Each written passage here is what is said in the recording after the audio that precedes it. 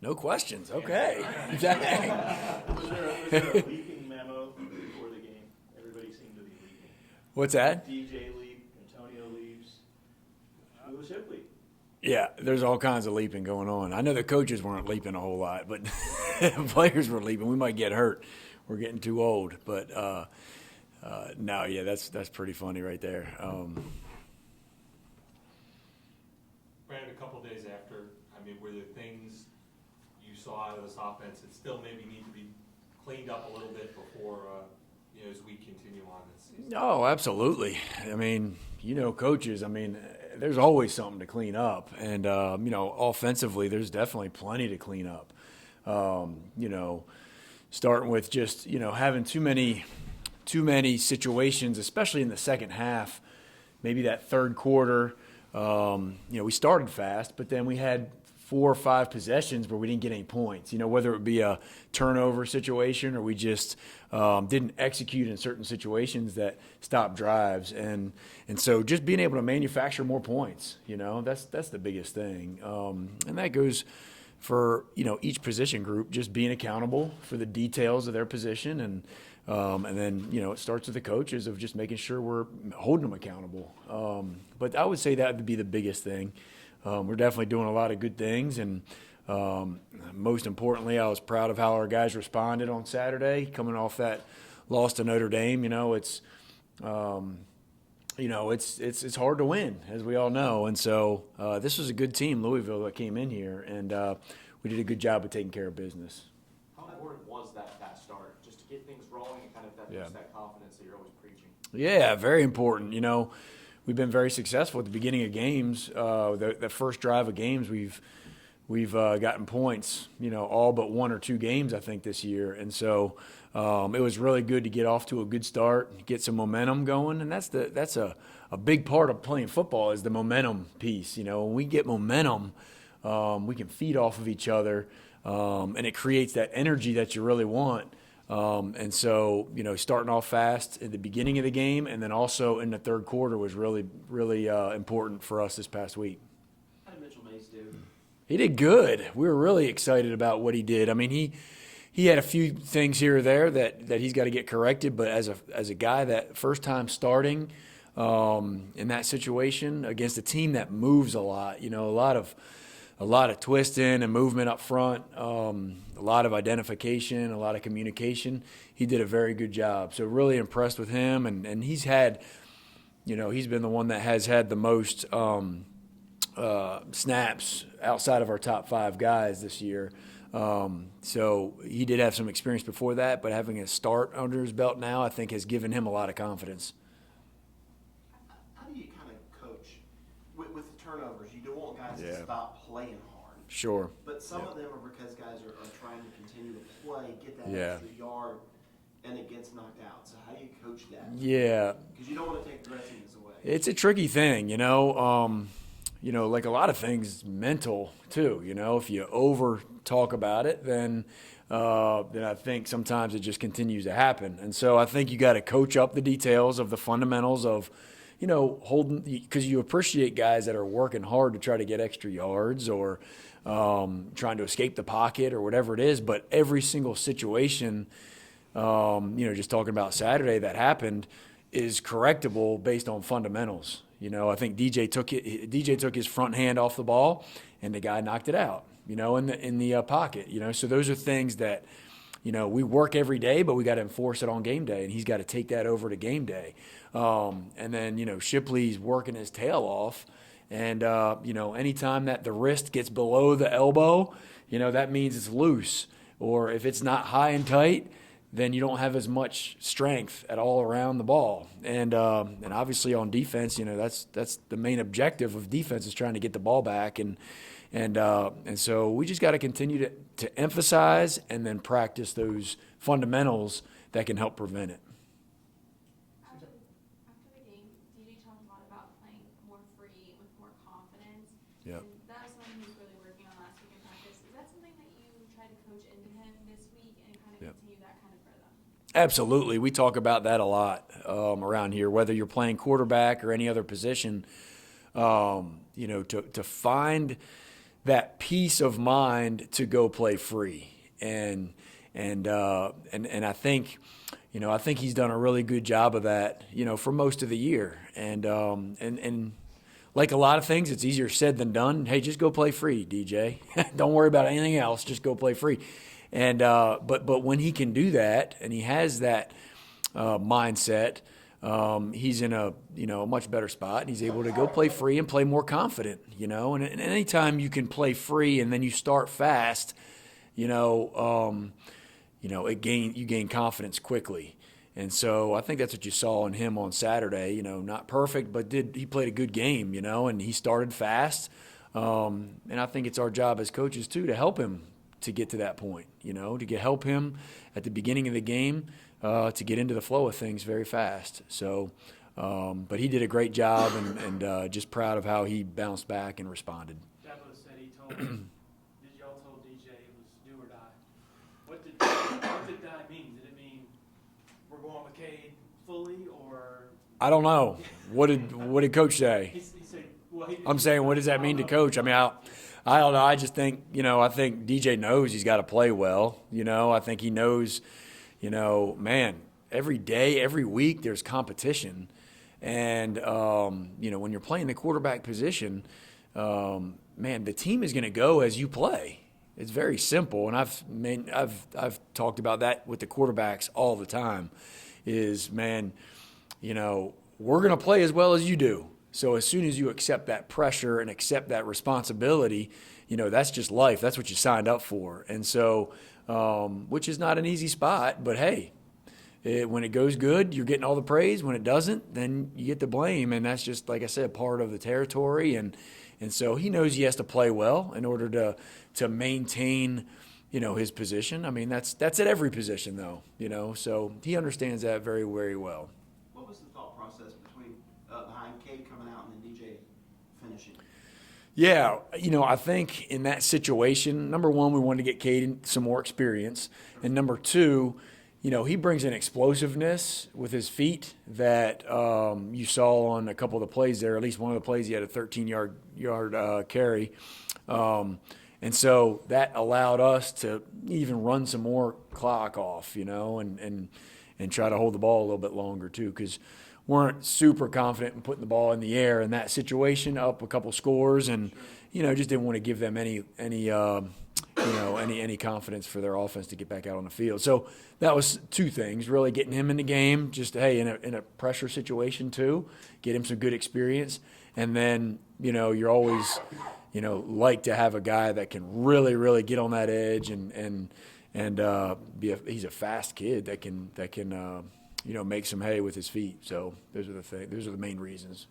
Would you love the opportunity to get him in a game where he can actually just run the offense without being protecting the football time or a garbage time, but just to actually be able to go out there and throw the football around? Yeah, I mean, I'd like that for all of our guys. I mean, I really would. I mean, I think it's a tricky deal, sometimes, yeah, I think that's a great idea. I think it depends on a lot of things. It depends on who you're playing. It depends on, what type of structure you're playing. And then it also, you got to give a chance for the starter to, get into a groove and get into a rhythm and maintain his confidence. And really that's what happened Saturday is DJ, had confidence in the beginning of the game and got into a rhythm and just didn't really want to stop that rhythm, So I think every scenario is different. Every week is a little bit different.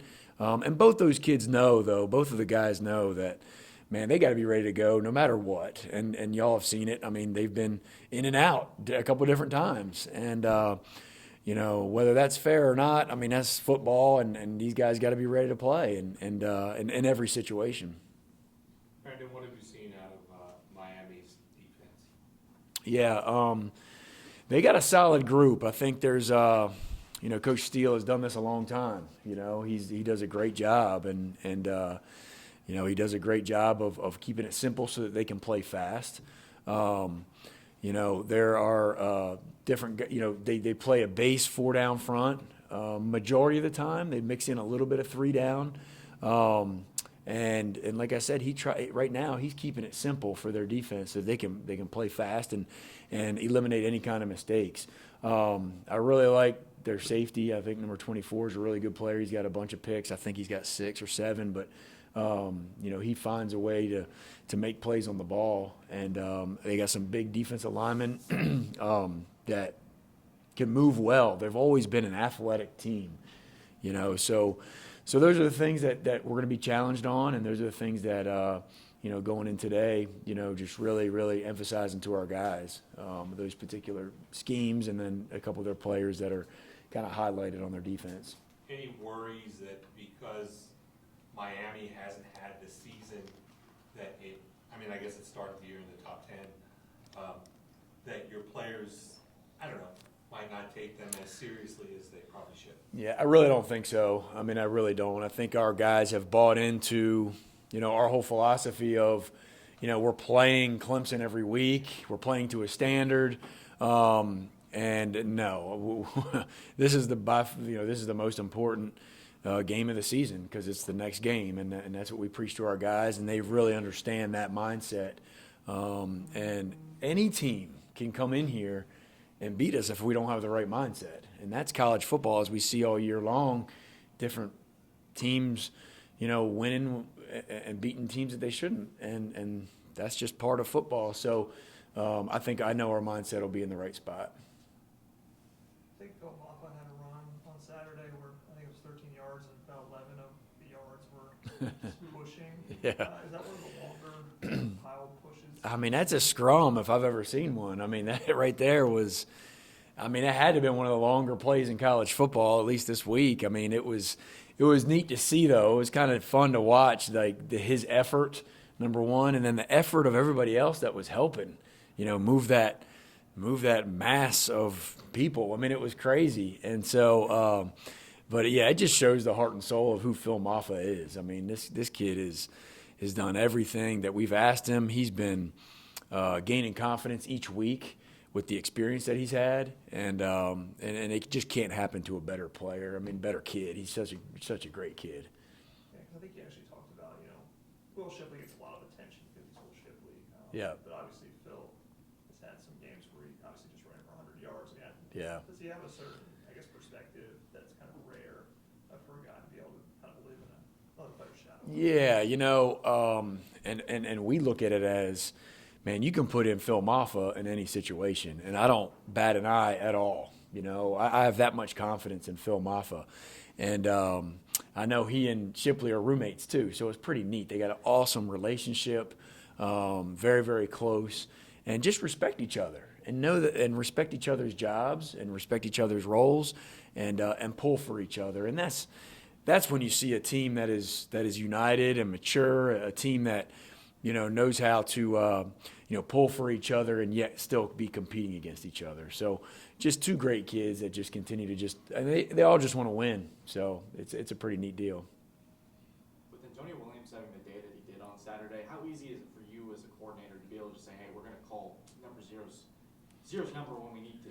Yeah, his confidence is just getting better and better, and then that's allowing our confidence on the offensive staff with him, just getting him the ball and being able to do it in a variety of different ways, because y'all see that he's made different catches, different routes, and so just us manufacturing ways to get him the ball is going to be very important as we head down the stretch here. And he's done a great job of really his knowledge, his knowledge of the game. He came in pretty strong with his knowledge and just understanding the big picture, and that allows us to be more multiple with him. So he has given us a lot of confidence for sure. Brandon, I know you guys know about the UVA situation. I'm guessing that when it's happening it'd be terrible in any such circumstance, but with Tony up there, a colleague, friend, yes, it's got to bring it home even more. Yeah, it really does. We heard about it first thing in the morning when we got here, and obviously a very, very tragic, tough situation. And I talked to Tony earlier this morning on text, and just said we're praying for him and his program, and especially obviously the families that were affected, and just a really, really tough situation. And I know Tony is there for a reason. God put him there for a reason, and he has done an unbelievable job wherever he's been, just dealing with people. I mean, he is a people guy, and he knows the right things to say and how to move forward. But our thoughts and prayers are up for those families that are affected, and obviously the program and Coach Elliott but I know like I said, he's there for a reason, and I know God will be with that whole situation and with him especially.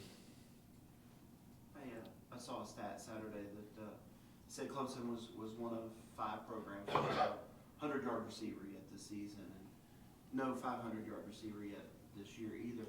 So for a program that prides itself on wide receiver Yeah. let's take a big overview here.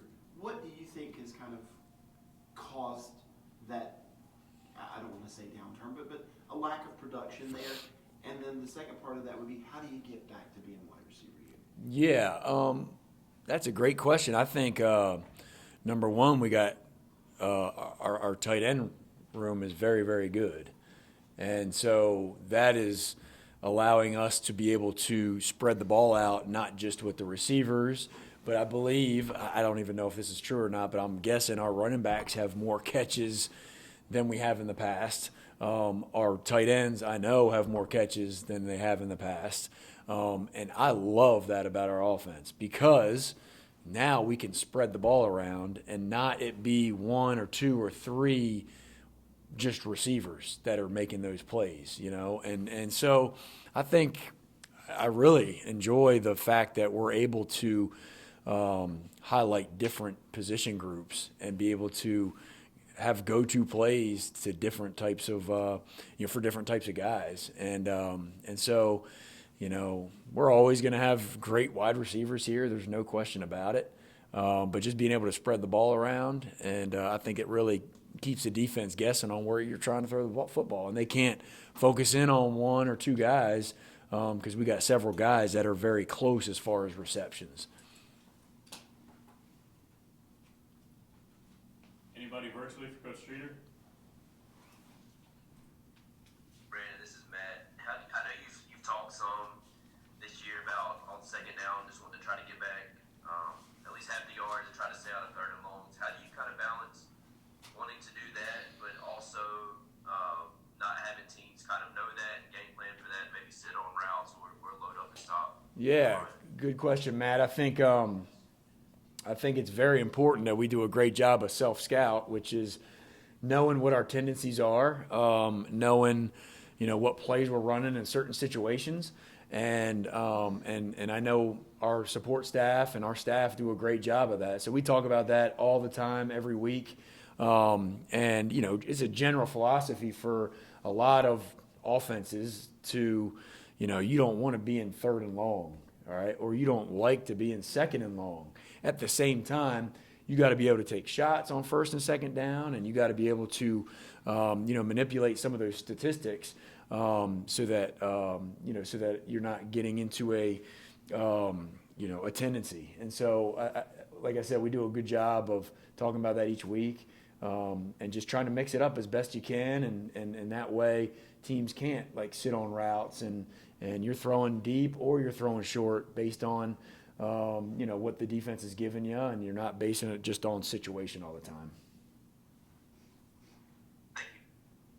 Hey, Brandon, it's Anna. I know Louisville brought a lot of pressure, but what would be the next step, I guess, in eliminating some of those tackles for loss? I think there was 8 on Saturday. Yeah, really. When you have tackles for loss, it comes down to communication up front, and also if the sacks happen, when sacks happen, it's not just the offensive line. I mean, it's a mixture of running backs, offensive line, sometimes tight end, and then obviously the quarterback and being able to get rid of the football. So it starts with communication, and being on the same page, making sure that we're hatting up the right guys. And for the most part, I feel like we've done a really good job of that, and especially against a team that brought so much craziness last week with Louisville, they definitely did a lot of stuff. And so there were some good situations, and there were some situations we didn't block on the perimeter very well on a couple plays, which had nothing to do with the guys up front. And so, just at each position, just being able to communicate and making sure we're hatting up the right guys. Anyone else for Coach? Anyone in the room? All right, thank Thanks, y'all. Coach. Thank you.